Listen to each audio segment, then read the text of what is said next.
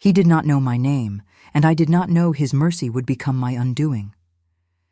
The night he paid for my meal, I was nothing but a shadow wrapped in rags, yet something in the way he moved told me he, too, was running from ghosts he could not name. I remember the rain. I remember it more than I remember my own hunger, though both had become so familiar to me that autumn that they felt like extensions of my body. The rain in London that October was not the gentle kind that poets romanticize. It was sharp. It was cold. It fell in sheets that seemed designed by Providence itself to strip away whatever dignity a person might have left. And I had so little dignity left. My name is Seraphina Ashworth, though by that night I had stopped introducing myself to anyone. What was the point? A name means nothing when you have no home attached to it, no family to claim it, no fortune to give it weight. I had been Seraphina Ashworth of Thornwood Hall once, heiress to 4,000 acres in Devonshire, daughter of the late Viscount Ashworth, a woman who had danced at balls, worn silk against her skin, and believed that the world was a place where justice meant something. How young I had been, how impossibly, painfully naive. The estalagem where I sought refuge that night was called the Crooked Lantern, a name that seemed almost mocking given my circumstances. It sat on a narrow street off Cheapside, the kind of establishment that catered to travelers of modest means, merchants passing through, and occasionally women like me. Women who had nowhere else to go. I pushed through the door with what little strength I had remaining. The warmth inside hit me like a physical force, and I nearly wept from the relief of it. My clothes were soaked through. My boots, once fine leather that had been made for me in Paris, were now cracked and letting in water with every step. I had not eaten in 2 days. The proprietor, a stout man with suspicious eyes and a beard that desperately needed trimming, looked up from behind his counter. His gaze traveled over me, and I watched his expression shift from curiosity to disdain. I knew what he saw: a woman alone, clothes that might once have been quality but were now torn and filthy, hair that had not been properly dressed in weeks, no wedding ring, no escort, no money. I was, in every way that mattered to a man like him, worthless. "Please," I said, and I hated the tremor in my voice. "Please, I only need something warm. Anything. I can work for it. I can wash dishes, clean floors. I am not asking for charity." But of course I was. That was exactly what I was asking for, and we both knew it. The proprietor shook his head. "I run a business, not a poorhouse. If you cannot pay, you cannot stay. Simple as that." I felt the last of my strength begin to crumble. Outside, the rain continued its assault on the city. I had already tried 3 other establishments that evening. I had been turned away from all of them. The workhouse was my only remaining option. And I had heard enough stories about what happened to women in those places to know that I would rather die in the street than submit myself to that particular form of survival. Perhaps I would die in the street. Perhaps that was simply my fate now. I turned toward the door, my hand already reaching for the handle, when I heard a voice from the shadows at the far end of the room. "Give her whatever she wants. I will pay for it." The voice was deep, measured. It carried the unmistakable authority of a man who was accustomed to being obeyed without question. I turned, trying to see the face of my unexpected benefactor, but he was seated in the darkest corner of the establishment, and the candlelight did not reach him properly. I could make out only the suggestion of a tall frame, broad shoulders, dark hair. The glint of something on his hand. A ring, perhaps. A signet ring, the kind that bore family crests and centuries of lineage. The proprietor's demeanor changed instantly. "Of course, my lord. Right away, my lord." He gestured frantically toward a table near the fire. "Please, miss, sit. I will bring you something directly." I did not move immediately. I was staring at the shadow in the corner, trying to understand why a man of obvious means would trouble himself with a woman like me. In my experience, when wealthy men showed interest in destitute women, It was never for reasons that ended well for the woman. But the shadow did not move, did not speak again, did not seem to expect anything from me at all. I was too hungry to be proud, too cold to be careful. I walked to the table by the fire and sat down, and when the proprietor brought me a bowl of soup and a thick slice of bread and a cup of ale, I ate like an animal. I did not care that people were watching. I did not care that my manners, once impeccable, had deteriorated along with everything else. I ate because I had to, because my body was demanding sustenance, and I had learned during those long months on the street that the body does not care about propriety. When I finally looked up, wiping my mouth with the back of my hand, the shadow in the corner was gone. I turned to the proprietor, the man who paid. Where did he go? The proprietor shrugged. Left a few minutes ago, paid for your meal and then some. Did not leave his name. I sat there for a long moment, staring at the empty corner where he had been. I had not even thanked him. I had not even seen his face properly. All I had was the memory of that voice, the suggestion of that signet ring, and a warmth in my belly that I had not felt in weeks. I did not know then that I would see him again. I did not know that the man who had shown me kindness in my lowest moment was about to become the most complicated figure in my already complicated life. But that is how fate works, is it not? It does not announce itself. It does not send warnings. It simply happens, and we are left to make sense of it afterward. The next morning, I received a letter. I had been staying in a boarding house in Whitechapel, a grim establishment run by a widow named Mrs. Hortense Blackwell, who asked few questions and accepted even fewer excuses for late rent. I owed her 3 weeks already, and she had made it abundantly clear that her patience was reaching its end. The letter arrived just as I was contemplating whether I should try to find work at the textile factories or accept the inevitable and present myself at the workhouse. The letter was from my solicitor, Mr. Thaddeus Pemberton. He was an elderly man who had served my father for decades, and he was the only person in London who still believed in my cause. For 18 months, he had been fighting on my behalf in the courts, trying to prove that my uncle, Cornelius Ashworth, had forged the documents that transferred Thornwood Hall and all its holdings into his name after my father died. I had known, from the moment I saw those documents, that they were forgeries. My father would never have disinherited me. He loved me. He had spent his entire life preparing me to take over the estate after his death, teaching me about land management and tenant relations and financial investments. He had always said that I was the son he never had, and he meant it as the highest compliment. The idea that he would have signed everything over to his scheming younger brother was absurd. But absurdity means nothing in the face of legal documents and powerful men. My uncle had connections. He had friends in Parliament. He had the kind of social standing that made people reluctant to question him. And I was just a woman, an unmarried woman no less. In the eyes of the law, I was barely a person at all. The letter from Mr. Pemberton was brief. It said only that I should come to his offices immediately. It said that there had been a development in my case. I ran through the streets of London with the letter clutched in my hand, not caring that I was drawing stares, not caring that my appearance was shocking to the respectable citizens I passed. I ran until my lungs burned and my legs threatened to give out beneath me, and when I finally burst through the doors of Pemberton and Associates, I was gasping for breath and trembling with a hope I had not allowed myself to feel in months. Mr. Pemberton was waiting for me in his office.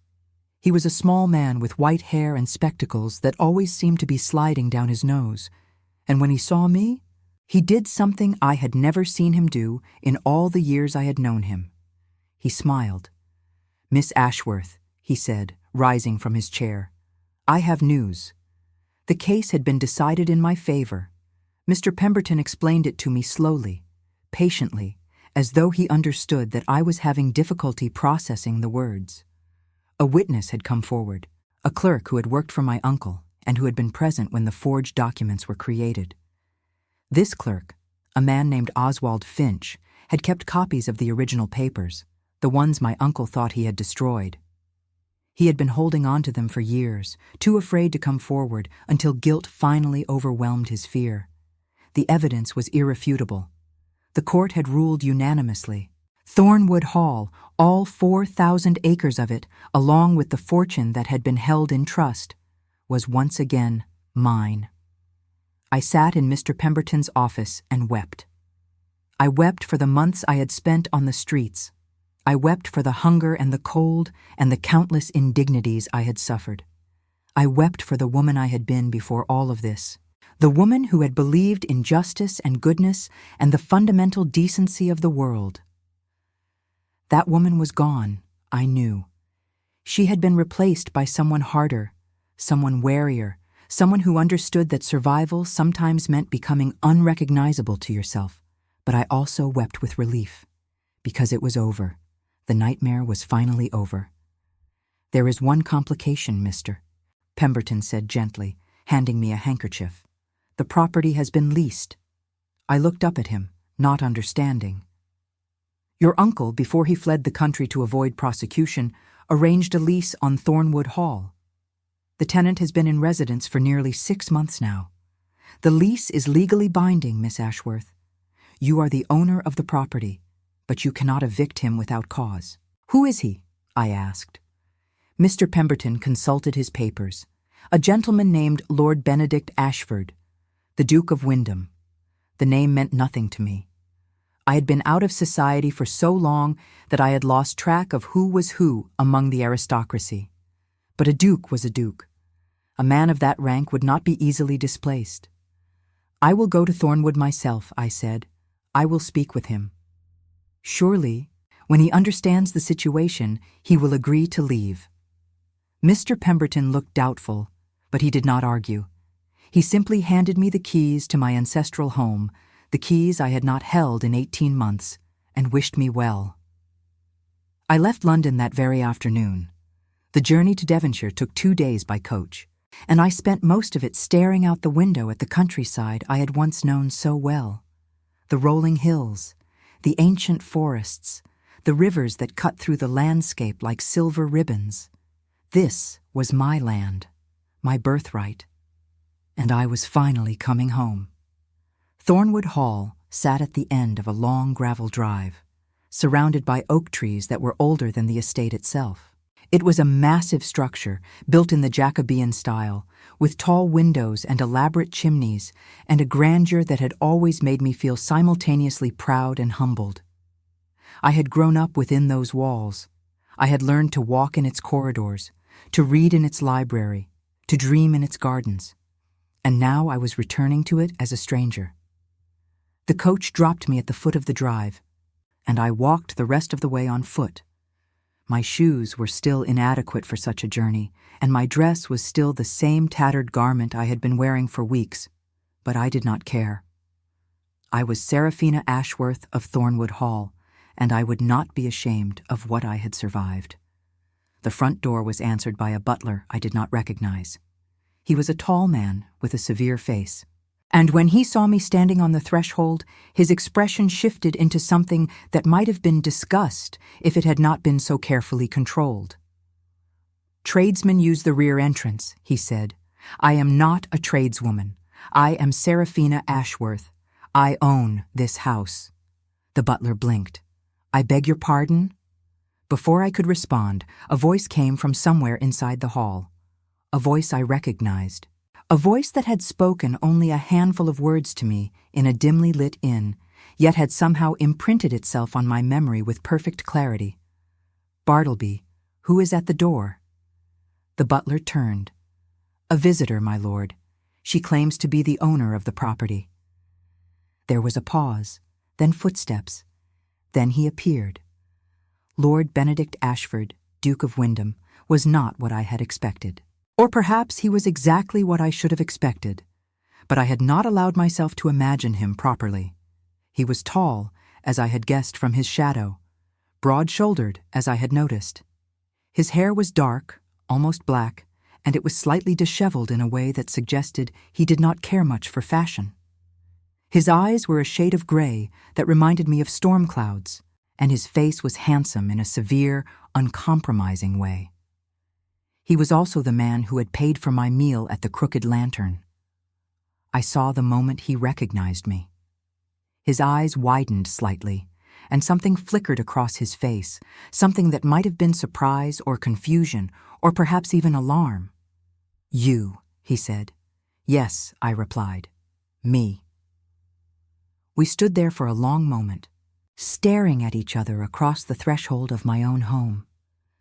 The silence stretched between us, thick and uncomfortable, and I found myself wondering what he was thinking.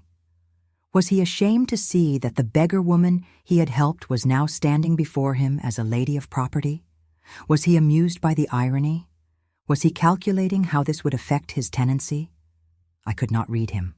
His face had become a mask, as impenetrable as stone. "Perhaps you should come inside, Miss Ashworth," he said finally. "It seems we have much to discuss." The library at Thornwood Hall had always been my favorite room. It was a vast space, lined floor to ceiling with books, and it had enormous windows that looked out over the gardens. My father had spent most of his evenings here, reading by the fire, and some of my happiest memories were of sitting at his feet while he read aloud to me. Now I sat in that library across from a man who was, technically, my tenant, and I found myself struggling to maintain my composure. Lord Benedict had offered me tea. I had declined. He had offered me a seat by the fire. I had accepted only because my legs were tired from walking. He had sent the butler away and closed the doors, and now we were alone. And I was acutely aware of how I must look to him. Dirty, disheveled, desperate. Except that I was not desperate anymore. I owned this house. I owned everything in it. And I needed to remember that.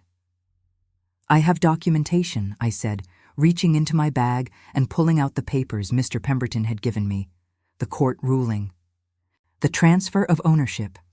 It is all legal and binding. You may review it yourself if you wish." Lord Benedict took the papers and studied them for a long moment. His expression did not change.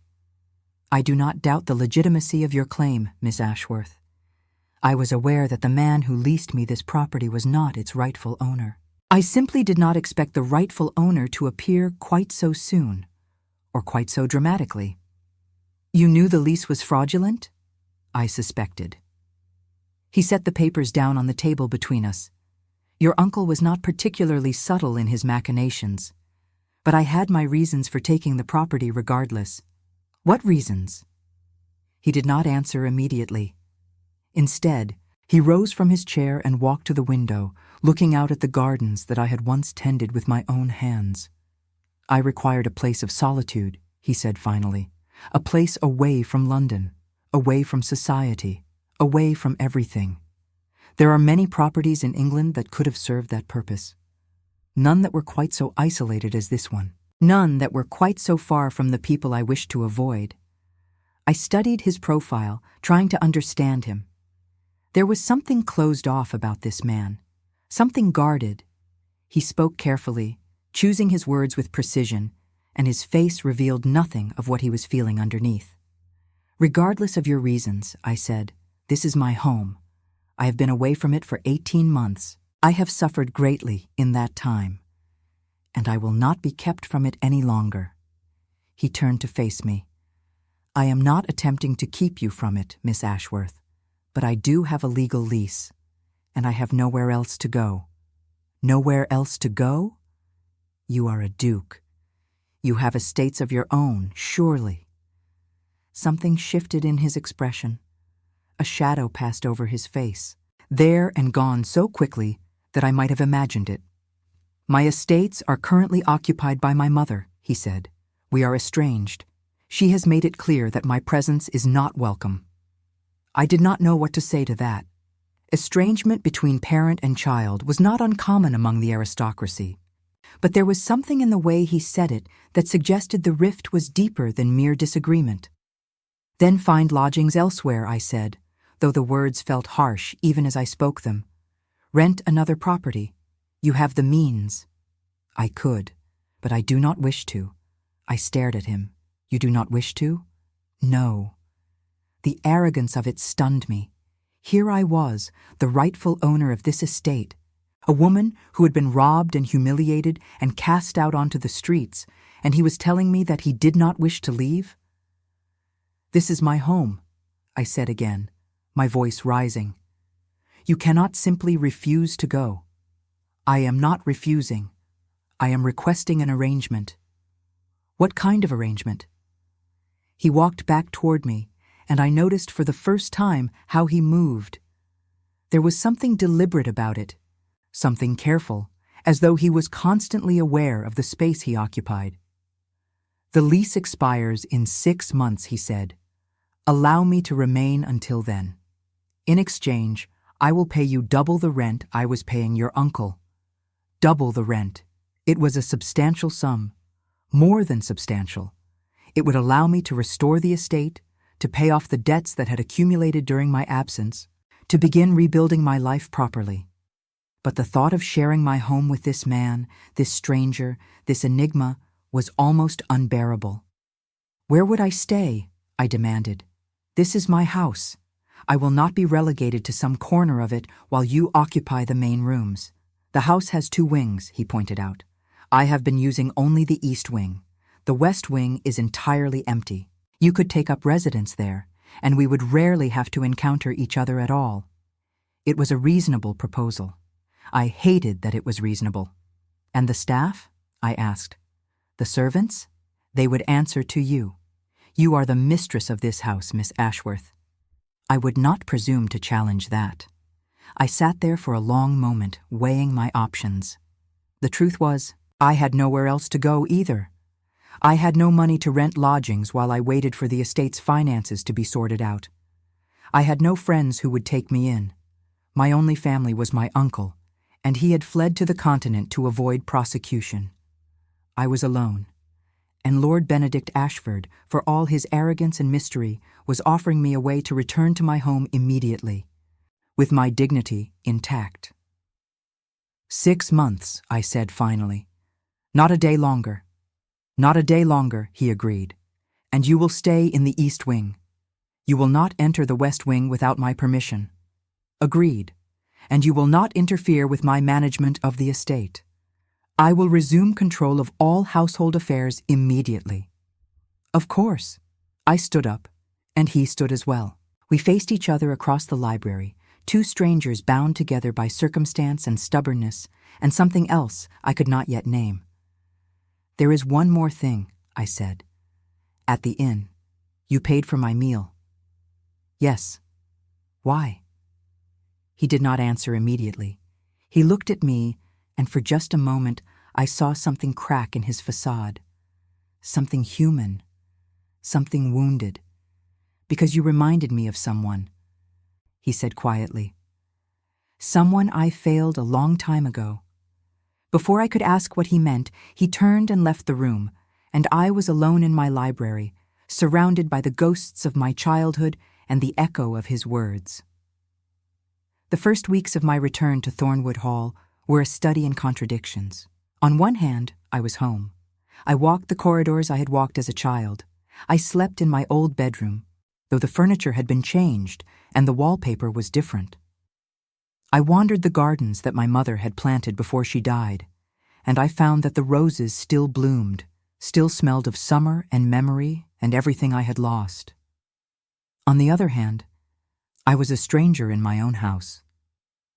The servants did not know me. They had been hired by my uncle, and they regarded me with suspicion and uncertainty. The butler, Bartleby, was efficient but cold. The housekeeper, a stern woman named Mrs. Prudence Locke, seemed to resent my presence entirely. The cook, the maids, the footmen, they all watched me with wary eyes, as though they were waiting for me to reveal myself as an impostor. And then there was Lord Benedict. True to his word, he kept to the east wing. We rarely encountered each other during the day, but in the evenings, when the house grew quiet and the candles burned low, I would sometimes hear him moving about. His footsteps in the corridor, the sound of a door opening and closing, Once, very late at night, I heard something that might have been music. A piano, playing a melody so melancholy that it made my heart ache. I did not ask him about it. We had established an unspoken understanding that we would not intrude upon each other's privacy, and I was determined to respect that boundary even when my curiosity threatened to overwhelm me. But it was difficult, because the more time passed, the more questions I had about this man who had become my unlikely housemate. Why had he really come to Thornwood? What was he running from? Who was the someone he had failed, the someone I reminded him of? And why, despite his coldness and his distance, did I find myself thinking about him far more often than was appropriate? The answers began to reveal themselves slowly, in fragments and glimpses, like a painting emerging from beneath layers of dust. The first revelation came from Mrs. Locke. It was a gray afternoon, about 3 weeks after my arrival, and I was attempting to review the household accounts. My uncle had made a mess of everything, and the estate's finances were in shambles. I was sitting in the study, surrounded by ledgers and papers, when Mrs. Locke knocked on the door. "Begging your pardon, Miss Ashworth," she said, "but there is a matter I must discuss with you." I gestured for her to enter. "What is it?" She hesitated, her hands clasped tightly in front of her. "It is about Lord Benedict, miss. There are things you should know. Things the staff have been talking about." I set down my pen. "What kind of things?" Mrs. Locke was not a woman given to gossip. I had observed her closely since my return, and she struck me as someone who valued discretion above all else. But there was something in her face now, a kind of worried intensity that caught my attention. "His Grace arrived here 6 months ago," she said. "He came alone, without even a valet. He asked only that we leave him in peace. He takes his meals in his room. He speaks to no one unless absolutely necessary, and at night." She trailed off. "At night?" I prompted. "At night, he walks the gardens, for hours, in all weathers. The groundskeeper has seen him out there in the rain, in the frost, walking as though he is searching for something, or someone." I thought of the piano music I had heard, the melancholy melody, the sense of something broken trying to mend itself. "Do you know why?" I asked. "Do you know what happened to him?" Mrs. Locke shook her head. "No, miss, but there are rumors. Among the staff, I mean. They say he was engaged once to a lady from a very good family. They say she died, some kind of accident, and they say he blames himself. An accident. A woman who died. A man who blamed himself." It was starting to make a terrible kind of sense. I thanked Mrs. Locke for the information, and she left me alone with my thoughts. I sat there for a long time, staring at the ledgers without seeing them, trying to reconcile this new knowledge with the man I had observed. He was not merely cold, I realized. He was grieving. He was haunted. He had come to Thornwood not because he wanted solitude, but because he needed to disappear, to hide from the world and from himself. And I had been so caught up in my own suffering, my own losses, that I had not even thought to wonder about his. That evening, I did something I had not done since my return. I left the West Wing and walked to the East Wing, and I knocked on the door of Lord Benedict's study. There was a long pause. Then his voice, muffled by the door, "Come in." I entered. He was sitting at a desk near the window, a book open in front of him, though I suspected he had not been reading. The room was dark except for a single candle, and the shadows played across his face in ways that made him seem older, more tired, more human. "Miss Ashworth," he said, and there was surprise in his voice. "I was not expecting you." "I know. I apologize for the intrusion." He gestured to a chair. "Please, sit." I sat, and then I did something that surprised even myself. "I am sorry," I said, "for your loss." He went very still. "I beg your pardon," Mrs. Locke told me. "About your fiancé. About what happened." He looked at me for a long moment, and I saw something shift in his eyes. A kind of recognition, perhaps. Or perhaps simply an acknowledgement that his secret was no longer entirely his own.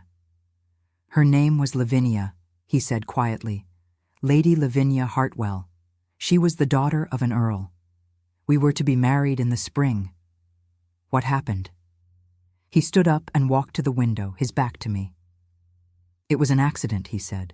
We were at a house party. There was a lake on the property.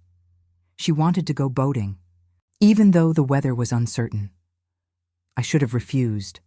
I should have insisted we stay indoors. But she was so full of life, so determined to have her adventure, and I could not deny her anything. He paused, and I saw his shoulders tense. The storm came up suddenly. The boat capsized. I managed to swim to shore, but Lavinia could not swim. I tried to reach her. I tried to save her, but the water was so cold and the waves were so strong, and by the time I found her... He did not finish the sentence. He did not need to. It was not your fault, I said softly. He turned to face me, and his expression was bleak. Was it not? I was there. I was the one who agreed to the boating excursion. I was the one who failed to reach her in time. If I had been faster, if I had been stronger, if I had simply said no. You cannot blame yourself for a storm. Can I not? He smiled, but there was no warmth in it. Society certainly blames me. Her family blames me. My own mother blames me. Why should I be exempt? I understood then, in a way I had not understood before, why he had come to Thornwood. He was not merely grieving. He was in exile, an exile of his own making. Perhaps, but an exile nonetheless. I stood up and walked toward him. We were close now, closer than we had ever been, and I could see the fine lines around his eyes, the shadows beneath them. I do not blame you, I said, for whatever that is worth. He looked at me, and for just a moment his mask slipped. I saw the man beneath it, the man who was tired and broken and desperately alone. It is worth more than you know, he said. We stood there in silence, and something passed between us. I could not name it. I was not sure I wanted to name it, but it was there, real and palpable, and it changed everything. After that night, our arrangement shifted. We still kept to our separate wings. We still maintained our boundaries, but we also began to seek each other out in small, tentative ways. He would appear in the library when I was reading, and we would sit together in companionable silence, each lost in our own books. I would find him in the gardens during my morning walks, and we would exchange a few words about the weather, the flowers, the state of the grounds. We were circling each other, I realized, like two wounded animals who had stumbled upon each other in the forest and were trying to determine whether the other was friend or foe.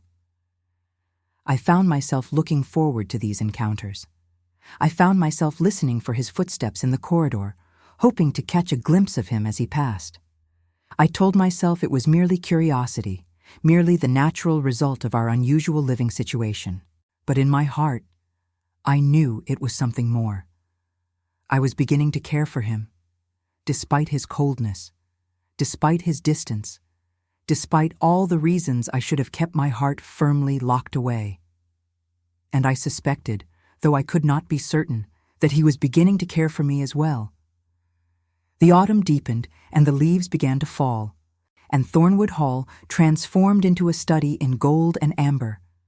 I spent my days attending to the estate, meeting with tenants, reviewing accounts, trying to undo the damage my uncle had done. It was exhausting work, but it was satisfying in a way I had not expected. I was rebuilding something. I was reclaiming my life. And through it all, Lord Benedict was there, not intruding, not interfering, but present. A constant, steadying presence that I had come to rely upon more than I cared to admit. One evening, about 2 months after my return, I found him in the music room. It was a space I had not visited since my arrival. The music room had been my mother's domain, and entering it felt like disturbing a shrine. But I had heard the piano again, that same melancholy melody, and this time My curiosity overwhelmed my hesitation. He was seated at the instrument, his long fingers moving over the keys with a grace that surprised me. The melody was beautiful and heartbreaking, and it filled the room with a kind of sorrow that seemed to seep into my very bones. I stood in the doorway and listened, and when the music finally stopped, he looked up and saw me. "I apologize," I said. "I did not mean to intrude." "You are not intruding." He gestured to the space beside him on the bench. "Please." I walked over and sat down. The bench was narrow, and our shoulders almost touched. I was acutely aware of his proximity, of the warmth of his body, of the scent of him, sandalwood and something else, something indefinably masculine. "That piece," I said. "What is it called?" "I do not know." He looked down at the keys. "I composed it myself. It is beautiful. It is sad." I turned to look at him. "They are not mutually exclusive." He met my gaze, and I saw something in his eyes that I had not seen before. A softness, a vulnerability. "No," he said quietly. "I suppose they are not." We sat there in silence for a long moment, and I felt the weight of everything unspoken between us. The attraction I had been trying to ignore. The connection I had been trying to deny. The simple, undeniable fact that this man had become important to me in ways I was only beginning to understand. "Miss Ashworth," he said finally. "Seraphina." It was the first time he had used my given name. "Yes?" "There is something I must tell you, something I should have told you from the beginning." My heart began to beat faster. "What is it?" He took a deep breath. "When I paid for your meal at the inn, I told you that you reminded me of someone I failed." "Yes, I remember." "It was not Lavinia," he said. "Not exactly." I waited, not daring to breathe. When Lavinia died, I was destroyed. I blamed myself. I retreated from the world, from everyone who might have offered me comfort. I told myself I did not deserve comfort. I told myself I did not deserve anything at all. He paused, and then, about a year after her death, I received a letter from a woman I had never met. A woman named Helena Ashworth. My mother's name. Helena Ashworth had been my mother. She had read about what happened, he continued, in the newspapers, I suppose, and she wrote to me, this complete stranger, to tell me that she understood, that she too had lost someone she loved, that she too had blamed herself, and that she had learned eventually that blame was a prison, and that the only way to escape it was to forgive yourself. I felt tears beginning to form in my eyes. When did she write to you? Nearly 2 years ago now, before she died. My mother had died a year before my father. A sudden illness, they said. 1 week she was fine, and the next she was gone.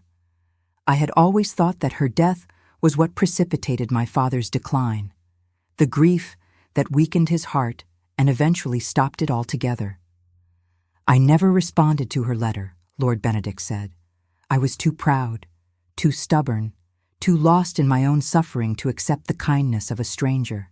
And then I heard that she had died, and I knew that I had missed my chance to thank her. He turned to face me fully. When I saw you at the inn, when I saw what had become of you, I knew who you were. The resemblance to your mother is striking, and I knew that I had been given a second chance, a chance to help her daughter in a way I could not help her. You knew, I whispered. You knew who I was. Yes, and the lease on Thornwood, the one my uncle arranged. Did you? I sought it out deliberately. When I learned that you had been disinherited, that you had disappeared, I thought that if I could secure the property, I might be able to find you, to help you somehow. I did not expect you to find me first. I sat there, trying to process what he was telling me. He had known. All along, he had known. And everything he had done, everything he had said, had been colored by that knowledge. Why did you not tell me? I asked. When I arrived, when I confronted you about the lease, why did you not simply explain? because I did not know how. He reached out and took my hand in his, because I was afraid that if I told you the truth, you would think I was motivated by pity, or guilt, or some other emotion that had nothing to do with you. And what are you motivated by? He looked at me, and his eyes were no longer guarded.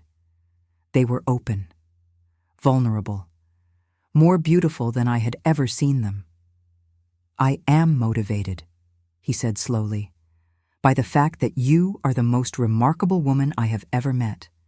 You have survived things that would have broken most people. You have retained your dignity, your grace, your kindness, even when the world has given you every reason to abandon them. And I am motivated by the fact that somewhere, in the midst of my grief and my guilt and my exile, I seem to have developed feelings for you that I do not know how to contain. My breath caught in my throat. Benedict. He brought my hand to his lips and kissed it gently. I know this is impossible. I know we come from different worlds, different circumstances. I know that I am damaged and difficult and perhaps not the sort of man who deserves someone like you. But I need you to know. I need you to understand that what I feel for you is real, and that if there is any chance at all, that you might feel something similar. I answered him not with words, but with action. I leaned forward and pressed my lips to his. The kiss was soft at first, tentative. The kiss of two people who have been alone for too long, who have forgotten how to be close to another person. But then something shifted, something ignited, and suddenly we were kissing with a desperation that took my breath away. His hands in my hair, my hands clutching his shoulders, our bodies pressing together as though we were trying to eliminate any distance between us. When we finally broke apart, we were both breathing hard. I believe, I said shakily, that might be considered an answer. He laughed. It was the first time I had ever heard him laugh, and the sound was like sunlight breaking through clouds. I will accept it, he said. For now. The weeks that followed were the happiest of my life. We did not announce our relationship to the household. We were not yet ready for the scrutiny, the gossip, the judgment that would inevitably follow. But in the privacy of our shared home, we allowed ourselves to simply be. We took long walks in the gardens, talking about everything and nothing. We read together in the library, our feet tangled beneath a shared blanket. We played music in the music room, and he taught me the melancholy piece he had composed, and together we transformed it into something hopeful, something new. I told him about my months on the streets, the hunger, the fear, the kindness of strangers, and the cruelty of circumstance. I told him about the night before he paid for my meal, when I had wandered the streets for hours in the rain, too exhausted to keep walking, too stubborn to stop. He held me while I wept, and he did not try to fix me or minimize my pain. He simply held me and let me feel. And he told me about Lavinia, about the love they had shared, the future they had planned, about the guilt that still haunted him, even now. About the nightmares that woke him in the small hours of the morning, the dreams where he reached for her and always, always fell short. We were two broken people, I realized, two halves of a whole that had somehow found each other against all odds. But even in the midst of our happiness, there were clouds on the horizon. The first hint of trouble came in the form of a letter. It arrived one December morning, addressed to Lord Benedict in a hand I did not recognize. I brought it to him at breakfast, and I watched his face as he read it. Watched the color drain from his cheeks, watched his expression shift from confusion to anger, to something that looked very much like fear. "What is it?" I asked. "What has happened?" He set the letter down on the table. "It is from my mother." I knew very little about the Dowager Duchess of Wyndham, except that her name was Honoria, that she and Benedict were estranged, and that she apparently blamed him for Lavinia's death. He had not spoken of her often, and when he did, it was with a kind of weary resignation that suggested their conflict was long-standing and deeply rooted. What does she want? I asked. She is coming here. He pushed back from the table. She has heard that I have been living at Thornwood, and she has heard that the property now belongs to a woman named Miss Seraphina Ashworth, and she is coming to investigate. Investigate? To determine whether I have, in her words, entangled myself with an unsuitable connection. My stomach dropped. Unsuitable. He was at my side in an instant, taking my hands in his. You are not unsuitable. You are the heir to a viscountcy, the owner of a substantial estate, and the most brilliant, beautiful, courageous woman I have ever known. My mother is simply... He hesitated. My mother is not an easy woman. That, I would discover, was perhaps the understatement of the century. The Dowager Duchess of Wyndham arrived 3 days later, in a carriage so grand and so ostentatious that it might have belonged to royalty. She descended from it like a queen descending from her throne, all silk and lace and imperious disdain. She was a handsome woman, I had to admit, tall and elegant, with the same gray eyes as her son, and a bearing that suggested she had never once in her life questioned her own superiority. She must have been in her 60s, but she carried herself with the vigor of someone half her age. Benedict met her at the door, and I watched from the window as they exchanged what appeared to be a terse conversation. Then they entered the house together, and I heard the click of her heels on the marble floor of the entrance hall, moving inexorably toward the drawing room where I waited. She did not knock. She simply swept in, her eyes scanning the room with the practiced efficiency of a general surveying a battlefield. When her gaze landed on me, I felt something cold move through my veins. So, she said, you are the woman who has been keeping my son company. I stood, refusing to be intimidated. Your Grace, it is a pleasure to meet you. Is it? She smiled, but there was no warmth in it. I rather doubt that, Miss Ashworth. From what I have gathered, you have spent the past 18 months living on the streets like a common vagrant. And now you have somehow convinced my son to take up residence in your home under circumstances that I can only describe as deeply irregular. Mother, Benedict said, a warning in his voice. She ignored him. Tell me, Miss Ashworth, what precisely are your intentions toward my son? Are you hoping to trap him into marriage? To use his title and his fortune to restore your own tattered reputation? I felt my temper rising, but I forced myself to remain calm. I have no designs on your son, Your Grace. Our arrangement is a matter of legal convenience, nothing more. Is it? She arched an eyebrow. That is not what I have heard. I have heard that the two of you have become quite close, that you take your meals together, that you spend your evenings in each other's company, that you have been seen walking in the gardens, hand in hand, like a pair of lovesick fools. Benedict stepped forward. That is enough. It is not nearly enough. The Dowager turned to face him, and her expression was fierce. Do you have any idea what you are doing? Do you have any idea what this will look like to society? You, the man who was responsible for the death of Lady Lavinia Hartwell, taking up with a woman who has been publicly disgraced? The scandal will be enormous. It will ruin what little remains of your reputation. I do not care about my reputation, Benedict said. Of course you do not. You have never cared about anything except your own selfish desires. The Dowager's voice was rising now, her composure cracking. First you insisted on marrying that Hartwell girl against my wishes, and when she died because of your recklessness, you fled like a coward rather than facing the consequences. And now you have attached yourself to this. This nobody, this penniless heiress who cannot even maintain her own position in society. I could not remain silent any longer. With all due respect, Your Grace, I said, my voice icy with controlled fury, I am not a nobody.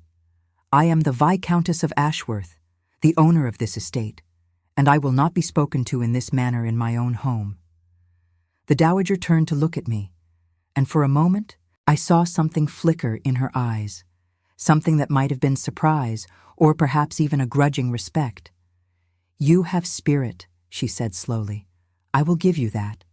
I have more than spirit. I have survived things you cannot possibly imagine. I have been stripped of everything I had and cast out onto the streets, and I have clawed my way back to respectability through sheer force of will. I did not do that so that I could be bullied by a woman who values appearances over substance." The dowager was silent for a long moment. Then, to my utter astonishment, she laughed. "Remarkable," she said. She looked at Benedict. "You did not tell me she was remarkable. You did not give me the opportunity," he replied. "No," she conceded. "I suppose I did not." She walked over to the window and looked out at the gardens, and when she spoke again, her voice was different, softer, more human. "I lost my husband when I was 43 years old," she said.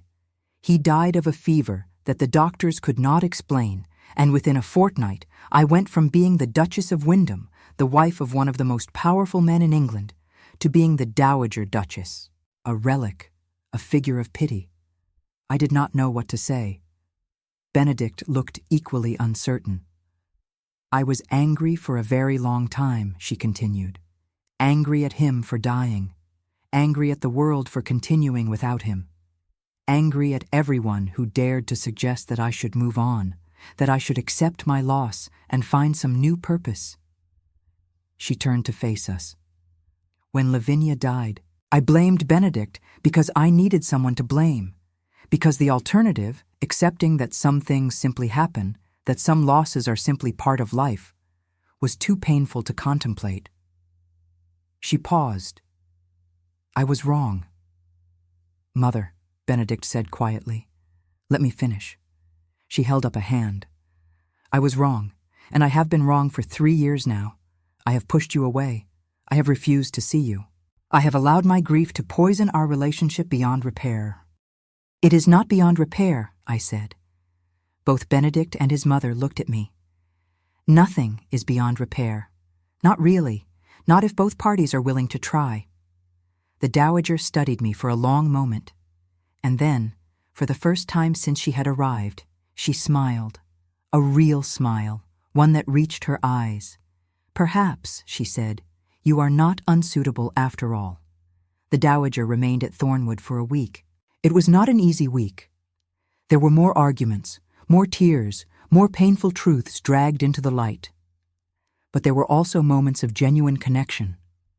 Moments when Benedict and his mother sat together in the drawing room, talking in low voices about the past.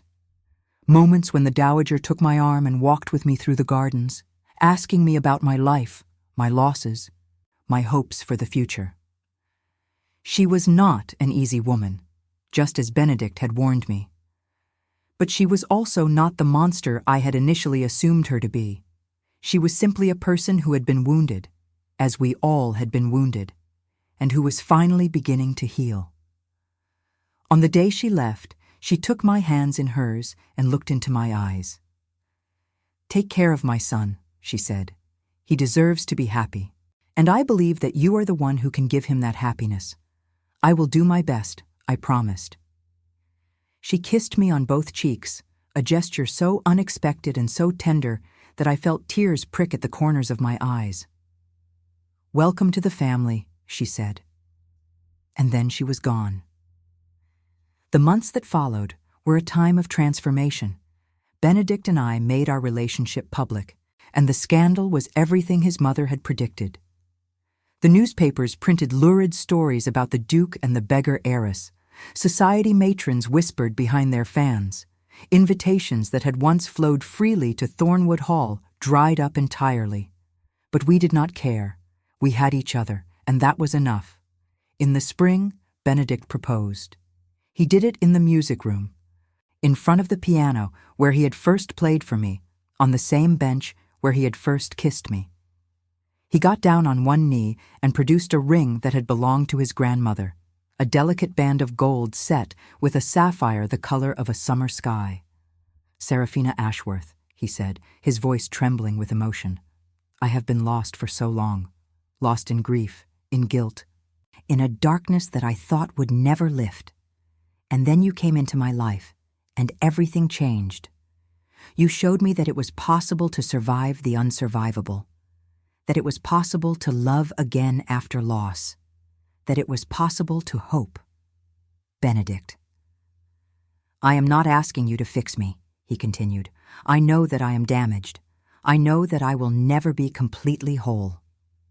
But I am asking you to walk beside me, to hold my hand when the darkness threatens to return, to build a life with me, here, in this house, in this place that has become so much more than just a property to both of us.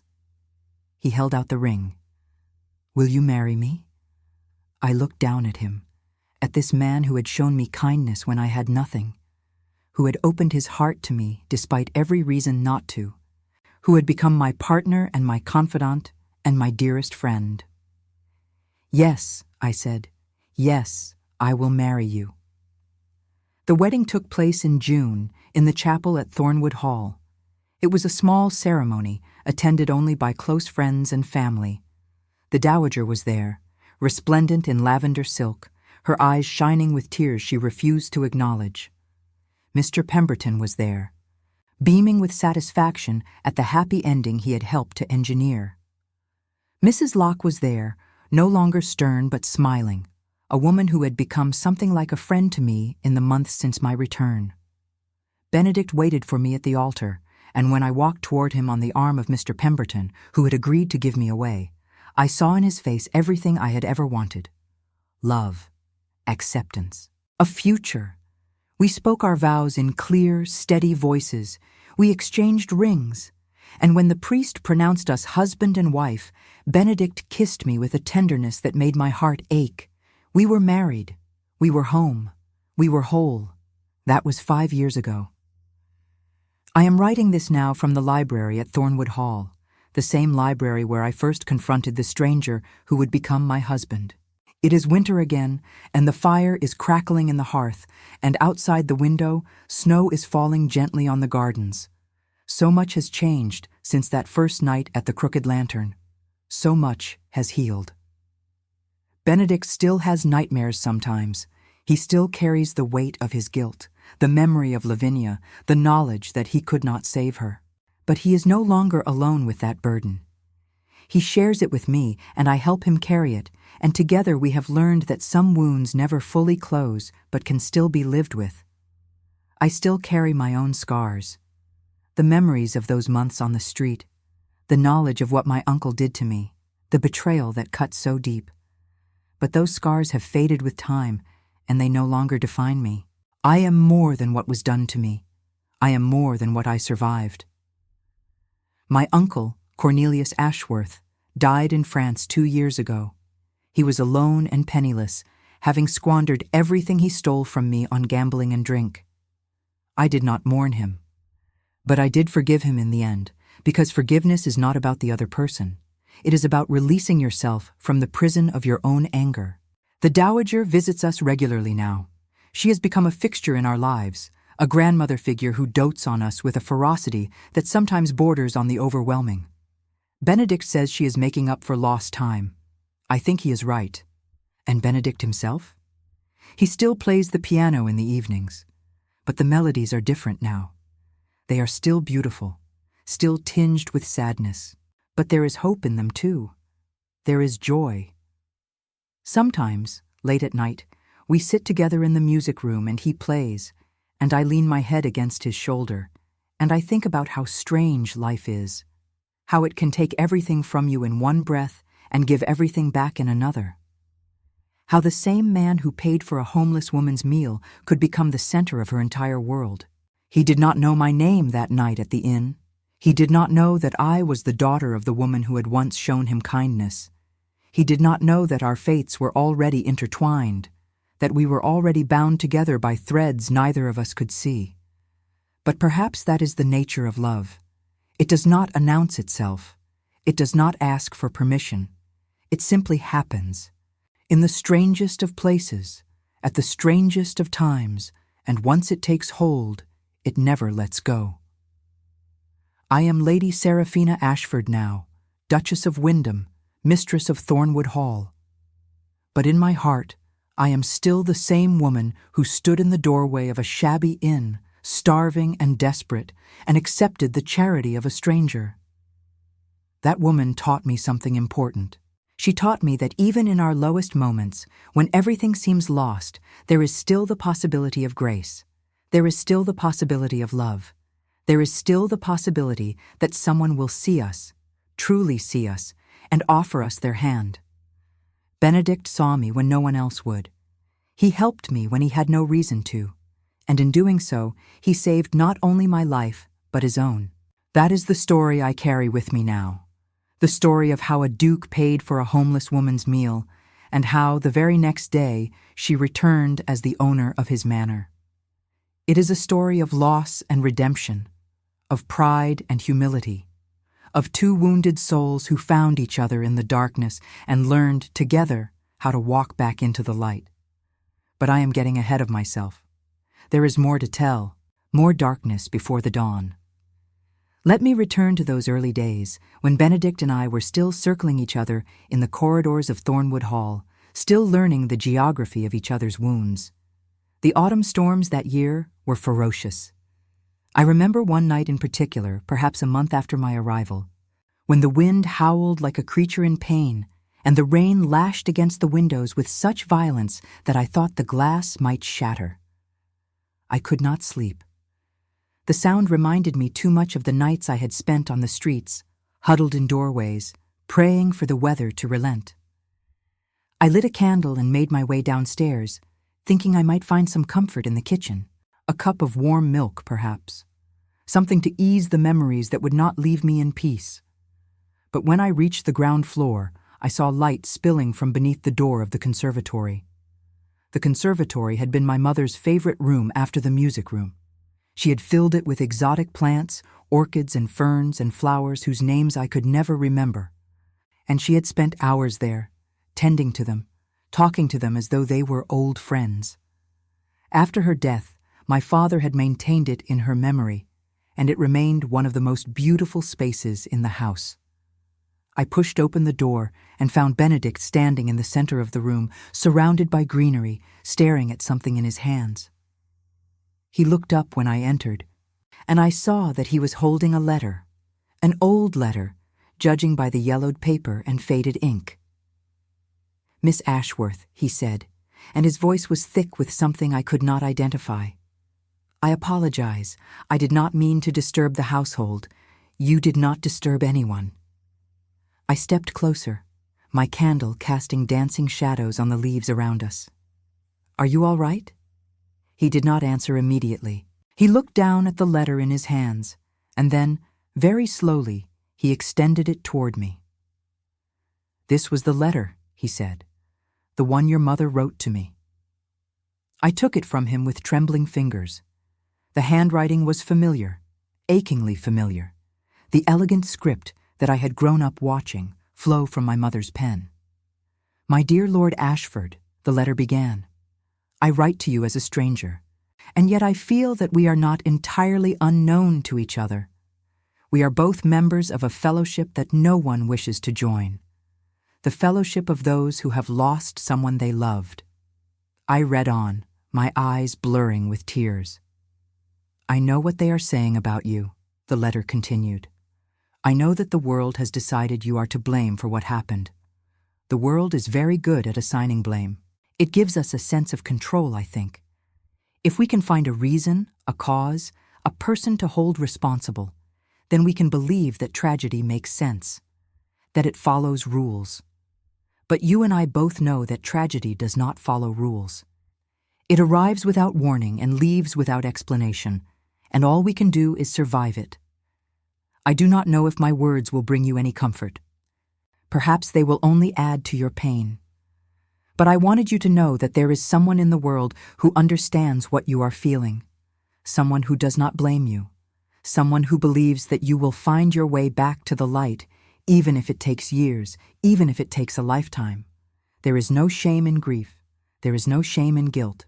But there is a kind of prison that we build for ourselves, a prison of should have and could have and if only, and I pray that you will find the key to your cell before too many years have passed. With deepest sympathy and understanding, Helena Ashworth. I looked up at Benedict, and I saw that he was watching me with an expression I could not read. She was remarkable, he said quietly. Your mother. Yes, I whispered. She was. I never thanked her. I never responded to this letter. I told myself I would someday when I was ready, but someday never came. And then she was gone, and I lost my chance. He took a shaky breath. When I heard about your father's death, when I heard what your uncle had done to you, I thought perhaps it was Providence, a second chance, an opportunity to repay the kindness your mother had shown me by helping her daughter. You do not owe me anything because of her letter. I know. He stepped closer to me, close enough that I could see the candlelight reflected in his eyes. But I owed myself something. I owed myself the chance to be a different kind of man, a better kind of man, the kind of man who does not run away when things become difficult. We stood there in the conservatory, surrounded by the plants my mother had loved, while the storm raged outside and the world felt very far away. May I keep this? I asked, holding up the letter. It is yours, he said. It always should have been. I folded the letter carefully and pressed it against my heart. Thank you, I said, for showing me this, for telling me the truth. There should be no more secrets between us, he said. If we are to share this house, we should share it honestly.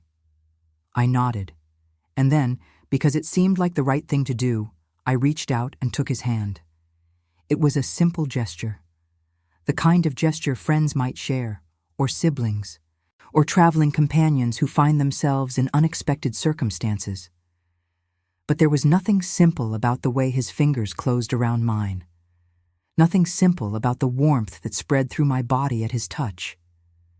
We stood there for a long moment, hand in hand, listening to the storm.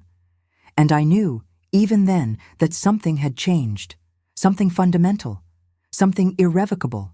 The days after that night took on a different quality. I began to notice things about Benedict that I had not noticed before. The way he smiled, rare and precious, like sunlight breaking through clouds. The way he moved through the house, quiet and deliberate, as though he did not wish to disturb anyone. The way he looked at me when he thought I was not watching, with an expression that made my heart beat faster than it should. I was falling in love with him. I knew it. I tried to stop it, tried to remind myself of all the reasons it was foolish and dangerous and likely to end in heartbreak. He was still mourning Lavinia. He was still mired in guilt. He was a duke, and I was a woman who had been publicly disgraced, and the world would never accept us together. But the heart does not listen to reason. The heart wants what it wants, and what my heart wanted was him. I threw myself into the work of restoring the estate, hoping that activity would distract me from my growing feelings. There was certainly plenty to do. My uncle had been a terrible steward, neglecting the tenants, letting buildings fall into disrepair, failing to invest in the land. The income from the estate had dwindled to almost nothing, and there were debts that needed to be paid and relationships that needed to be mended. I visited each tenant farm personally, introducing myself, assessing their needs, promising that things would be different now. The tenants were wary at first, suspicious of the woman who had appeared out of nowhere claiming to be their landlord. But gradually, as they saw that I was sincere, that I genuinely cared about their welfare, they began to trust me. There was a family named the Whitcombs who had been particularly hard hit by my uncle's neglect. Their cottage roof leaked, their tools were broken, and their fields had been poorly maintained for years. The patriarch, a weathered man named Josiah, met me at the door with hostility in his eyes. "My uncle sent you, did he?" he demanded. "Come to throw us off our land at last?" "I am not your uncle's representative," I told him. "I am Seraphina Ashworth. This is my land now, and I have come to help you." It took time to convince him. But I returned the next day with materials for repairing his roof, and the day after that with new tools, and by the end of the week he was looking at me differently. Not with hostility, but with something approaching gratitude. "You are not what I expected," he said to me one afternoon, as we stood together surveying his newly repaired cottage. "What did you expect? Someone like your uncle. Someone who saw us as nothing more than a source of income." I looked out over the fields, the rolling green hills that had been in my family for generations. "My father taught me that a landlord's first duty is to the people who work the land," I said. "Without you and your family, these fields would be nothing. It is the least I can do to ensure you have what you need to thrive." Josiah nodded slowly. "Your father was a good man. I remember him. I miss him every day." "I know, lass." He put a weathered hand on my shoulder. "I know. Those conversations with the tenants taught me something important. They taught me that I was stronger than I had realized, that the months I had spent on the streets had given me a kind of wisdom, a kind of resilience that I might not have developed otherwise. I had learned what it meant to be desperate. I had learned what it meant to have nothing. And that knowledge made me a better landlord, a better person than I might have been if my life had followed the comfortable path that had been laid out for me. It was a strange kind of gift, I realized. The suffering I had endured had transformed me. It had broken me down and rebuilt me as someone new, someone who understood, in a way I never could have understood before, what truly mattered in this world. The money and the title and the estate, those things were valuable, yes, but they were not what defined me. What defined me was my character, my compassion, my ability to see the humanity in others and to respond to it with kindness. I thought of my mother, of the letter she had written to Benedict, and I understood finally what she had been trying to say. There is no shame in grief. There is no shame in guilt. But there is a kind of prison that we build for ourselves, and the only way to escape it is to choose, deliberately and consciously, to forgive ourselves and move forward. I was choosing to move forward. And in doing so, I was becoming the woman my mother had always hoped I would be. The Christmas of that year was unlike any I had experienced before. I had spent the previous Christmas on the streets, huddled in a doorway, watching through a window as a family exchanged gifts and sang carols. The memory still haunted me, the contrast between their warmth and my isolation, the knowledge that I had once had everything and now had nothing. But this Christmas was different. I decided to host a celebration for the tenants, something my father had done every year before his death. I transformed the great hall of Thornwood into a festive space with garlands of holly and ivy, candles in every window, and a massive Yule log burning in the fireplace. The cook prepared a feast, roast goose and plum pudding and mince pies, and I invited every family on the estate to join us. Benedict was hesitant at first. "I do not wish to intrude on your celebration," he said, when I told him of my plans. "You would not be intruding. You are part of this household now, but the tenants do not know me. They might feel uncomfortable." I crossed my arms and looked at him with what I hoped was a persuasive expression. "Then perhaps it is time they got to know you." He looked at me for a long moment, and I could see the conflict playing out behind his eyes. Part of him wanted to retreat, to hide in his corner of the house, as he had been doing for months. But another part of him, the part I was beginning to recognize and trust, wanted to step into the light. "Very well," he said finally. "I will join you." The celebration was a success beyond my expectations. The great hall filled with people, dozens of families from across the estate, their faces bright with joy and gratitude. The tenants had brought their own contributions, homemade cider and fresh bread and handmade decorations, and the space took on a warmth that had nothing to do with the fire and everything to do with the company. Benedict stood at my side throughout the evening, quiet but present. I introduced him to each family, explained that he was a friend who was staying at Thornwood for a time, and watched as he slowly, gradually, began to relax. There was a moment, late in the evening, when I looked across the room and saw him talking with old Josiah Whitcomb. They were deep in conversation, their heads bent together, and Josiah was laughing at something Benedict had said. It was such an unexpected sight, so different from the cold and distant man I had first met, that I felt tears prick at my eyes. He is coming back to himself, I thought. He is learning how to be human again, and I was helping him. Simply by being present, by refusing to let him retreat, by insisting that he remain part of the world. After the guests had left and the servants had begun cleaning up, Benedict found me in the conservatory, standing among my mother's plants, lost in thought. "Thank you," he said. I turned to face him. For what? For tonight. For including me. For refusing to let me hide. I smiled. "You are welcome." He stepped closer, and I could see something in his expression that made my breath catch. "Seraphina," he said, "there is something I need to tell you." My heart began to race. "What is it?"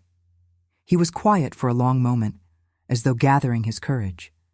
And then, in a voice that was barely above a whisper, he said the words that changed everything. "I think I am falling in love with you." I stared at him, unable to speak, unable to move, unable to do anything except feel the enormity of what he had just confessed. "I know it is inappropriate," he continued, the words tumbling out of him now as though he could not stop them. "I know that we have only known each other for a few months, and I know that I am damaged and difficult and probably not the sort of man you should be with, but I cannot seem to help myself. Every time I see you, every time I hear your voice, every time I think about you, I feel something that I thought I would never feel again. And I needed you to know, even if you do not feel the same, even if this changes nothing, I needed you to know the truth." He stopped, breathless, waiting for my response. And I gave him the only response I could. I stepped forward and kissed him. The weeks that followed were filled with a kind of joy I had never expected to feel again. We were cautious at first, Benedict and I. We knew that our relationship would face obstacles, that society would not approve, that there were people who would try to tear us apart. But we were also determined. We had both lost too much to let fear dictate our choices now. We spent our days working side by side on the estate, repairing fences and visiting tenants and making plans for the future. We spent our evenings in the library, reading aloud to each other, debating philosophy and politics, discovering all the ways in which our minds were compatible. And we spent our nights learning the geography of each other's hearts. I told him everything, the depths of my desperation during those months on the streets, the nights I had spent shivering in doorways, wondering if morning would ever come, the shame I had felt, not because of what had been done to me, but because of what I had allowed myself to become. And he told me everything as well. The suffocating weight of his guilt, the nightmares that still plagued him, the terrible certainty that he did not deserve happiness, that any joy he found would eventually be taken from him as Lavinia had been taken. We did not try to fix each other. That was the key, I think. We simply listened, accepted, understood. We created a space where it was safe to be broken, where imperfection was not only tolerated, but welcomed. And in that space, we began to heal. I remember a conversation we had one evening in the library, about 3 weeks after our first kiss. "Do you believe in redemption?" I asked him. He considered the question carefully. "I believe in the possibility of it. Whether it is actually achievable, I am less certain. What would redemption look like for you?" He was silent for a long moment. "I think," he said slowly, "it would look like being able to remember Lavinia without being consumed by guilt. It would look like being able to live fully, without constantly punishing myself for surviving. And do you think you are moving toward that?" He looked at me, and his eyes were soft. "I think," he said, "that you are showing me the way." I reached out and took his hand. "We will find it together," I said. "The way forward. We will find it together." But even as I spoke those words, I knew that there were challenges still to come. Challenges that would test our love in ways we could not yet imagine. The first test came in the form of a letter from London. It arrived in late January, addressed to Benedict, in a hand I did not recognize. He read it at breakfast, and I watched his face go pale. "What is it?" I asked. "Lady Millicent Hartwell," he said, "Lavinia's sister. She wishes to speak with me." "About what?" "She does not say. Only that she has learned of my whereabouts and that she has matters of great importance to discuss." I felt a chill run through me. "What will you do?" He looked at me, and I could see the conflict in his eyes. "I do not know," he said. "Part of me wishes to ignore this, to pretend it never arrived, but another part of me—" He trailed off. "Another part of you needs to face her," I finished. "Yes." "Then you should go." He shook his head. "I cannot leave you alone here. Not now. I am perfectly capable of managing the estate by myself for a few days. That is not what I mean." He reached across the table and took my hand. "I'm afraid that if I go, if I see her, if I am confronted with everything I have been trying to escape, I am afraid I will lose what we have built." I looked at him steadily. "Do you trust me?" "Of course." "Then trust that what we have is strong enough to survive this. Trust that I will be here when you return." He was quiet for a long moment. Then, very slowly, he nodded. "I will go," he said. "But I will return as quickly as possible." "Take the time you need," I told him. "I will be waiting." He left the next morning, and the house felt empty without him. I threw myself into work, trying to distract myself from my anxiety. There was plenty to do. The tenant cottages still needed repairs. The accounts still needed balancing, and there was a dispute between two families over the boundary of their fields that required mediation. But no matter how busy I kept myself, I could not stop thinking about Benedict. What was Lady Millicent saying to him? Was she blaming him for Lavinia's death, as so many others had done? Was she reopening wounds that had only begun to heal? I did not hear from him for 5 days. 5 long, agonizing days, during which I imagined every possible scenario, each more terrible than the last. And then, on the 6th day, a letter arrived. "My dearest Seraphina," it began, "I apologize for my silence. The conversations with Lady Millicent have been more difficult than I anticipated, and I needed time to process everything before I could put pen to paper. She does not blame me. That is the most important thing I need to tell you. She has spent the past 3 years blaming me, hating me, wishing me every possible misfortune. But something changed. She does not know what exactly. She only knows that one day she woke up and realized that her hatred was destroying her, that it was keeping her trapped in the past, unable to move forward with her life. She came to London to find me because she needed to say the words out loud. She needed to tell me that she forgives me. And she needed to ask for my forgiveness as well, for all the terrible things she has said and thought and wished upon me. It was the most difficult conversation I have ever had. We both wept. We both said things that had been bottled up for years. And when it was over, I felt something I had not felt in a very long time. I felt free. Not completely free. The guilt is still there, and I suspect it always will be to some degree. But it is no longer a prison.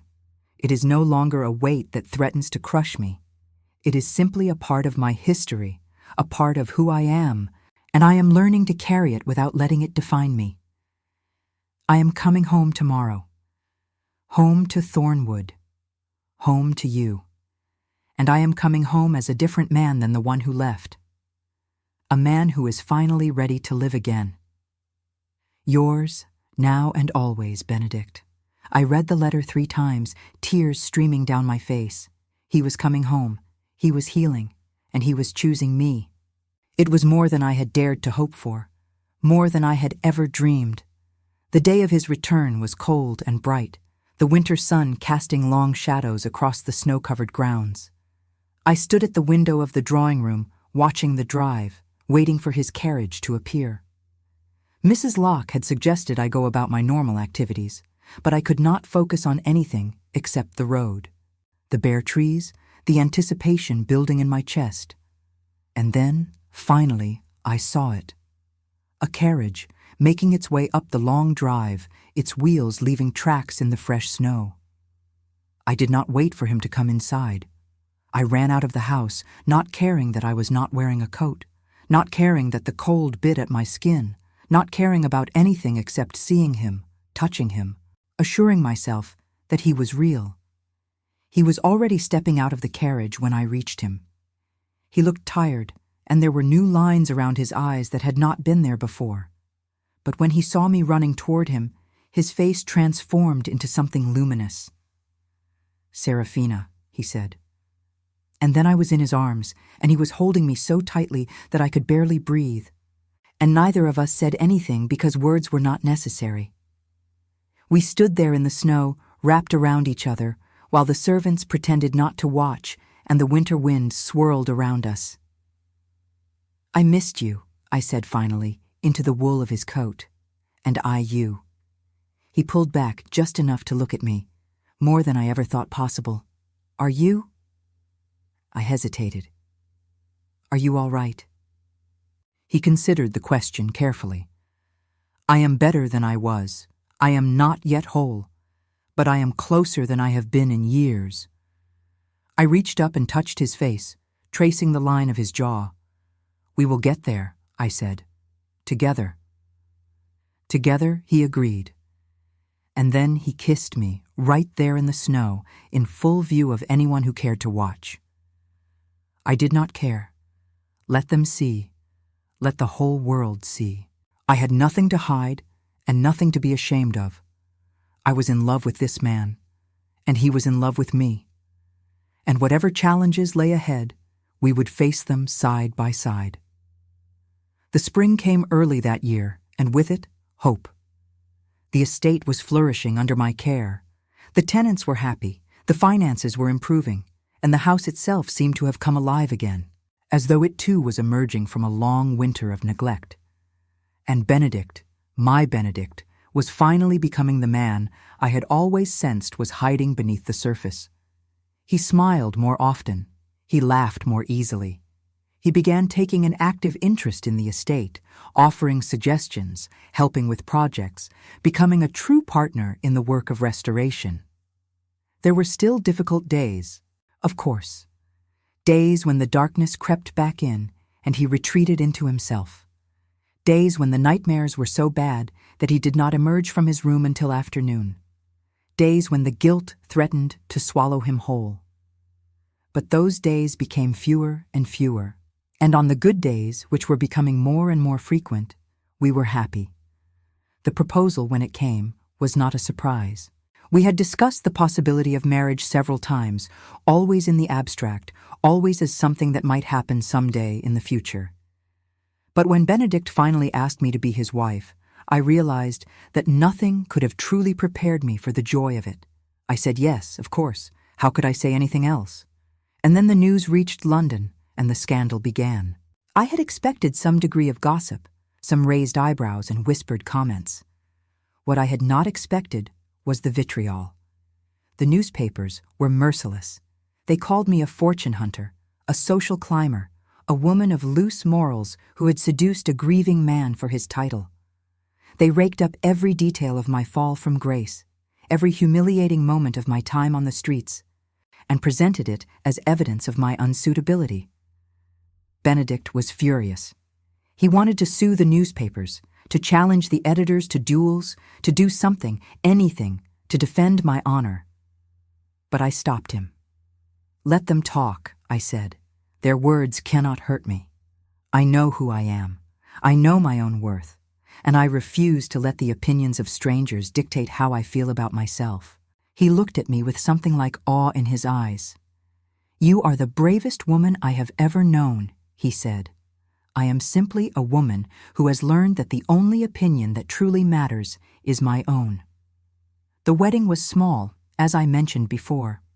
Just close friends and family gathered in the chapel at Thornwood. I wore a dress of ivory silk that had belonged to my mother, altered to fit me by the village seamstress. Benedict wore his best morning coat, slightly outdated but elegant nonetheless. The dowager wept openly, which surprised everyone, including herself. "I am not crying because I am sad," she insisted, dabbing at her eyes with a lace handkerchief. "I am crying because I am happy. It is entirely different." "Of course it is, Mother," Benedict said, smiling. "Do not patronize me, young man. Just because you are getting married does not mean you are too old for me to box your ears." I laughed, and Benedict laughed, and even the priest seemed to be struggling to maintain his composure. It was, in short, perfect. The reception was held in the great hall, the same hall where we had hosted the Christmas celebration for the tenants. The same families were there, Josiah Whitcomb and his wife, the other tenant farmers and their children, along with Mr. Pemberton and Mrs. Locke and all the servants who had become like family to me. There was music and dancing and more food than anyone could possibly eat. There were toasts and speeches and an abundance of joy. And at the end of the evening, when the guests had departed and the candles had burned low, Benedict and I stood on the terrace, looking out over the moonlit gardens. "Lady Ashford," he said, testing out the name. "Your Grace," I replied, with a curtsy that was only slightly mocking. He laughed and pulled me into his arms. "I love you," he said. "I will spend the rest of my life trying to be worthy of you." "You are already worthy of me." I reached up and kissed him. "And I love you too." The years that followed were the best of my life. We traveled together, Benedict and I, to Italy, where we marveled at the art and the architecture and the beauty of the landscape. To France, where we wandered the streets of Paris and ate croissants and pretended to be ordinary people without titles or responsibilities.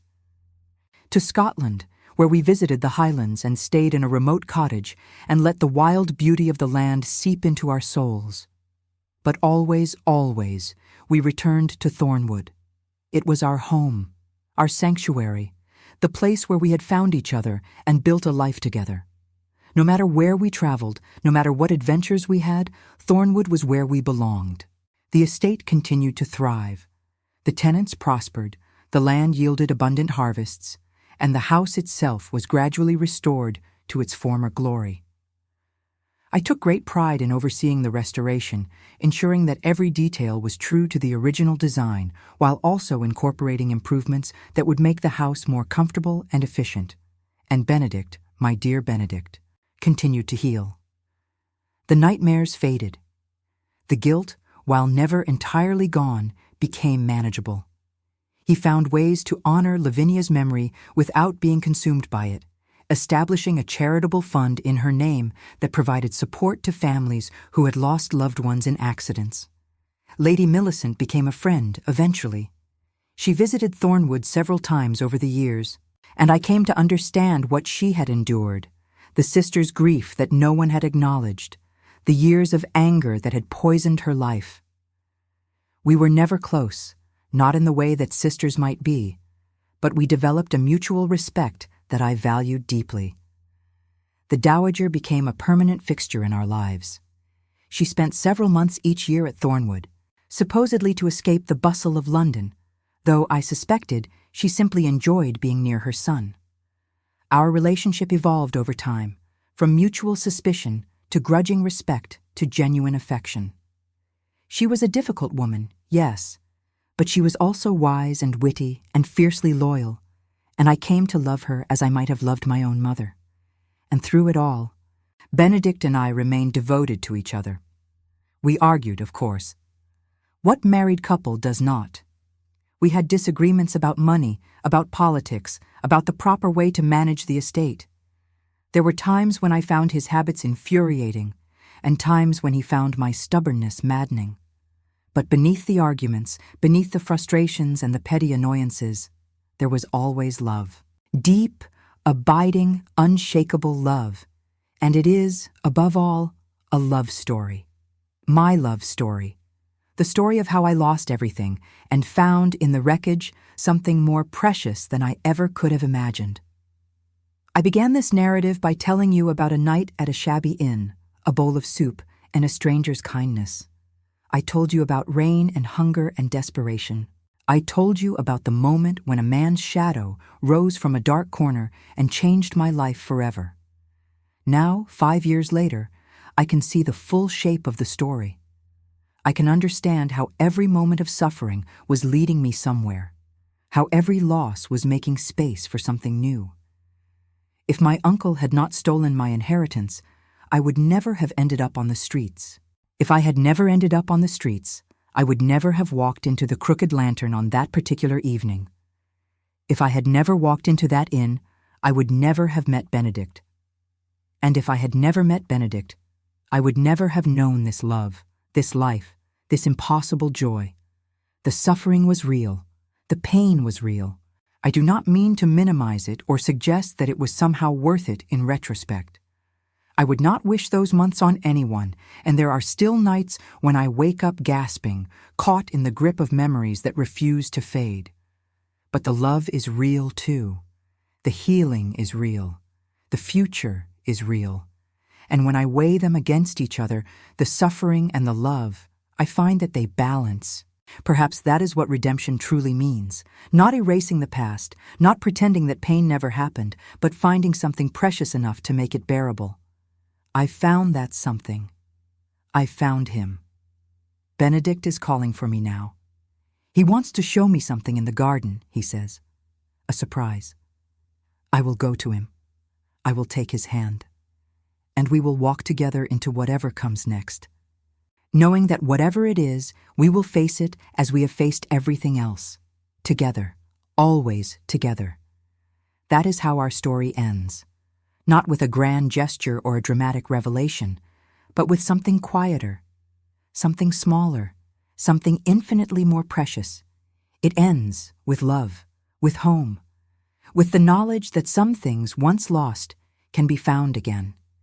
It ends with two people, standing in a garden, watching the snow fall, holding on to each other and believing, finally, that they deserve to be happy. It ends with me, Seraphina Ashworth, looking at the man who became my husband and knowing, with absolute certainty, that I would live every moment of pain again if it meant finding him. He is my heart. He is my home. And this is our story.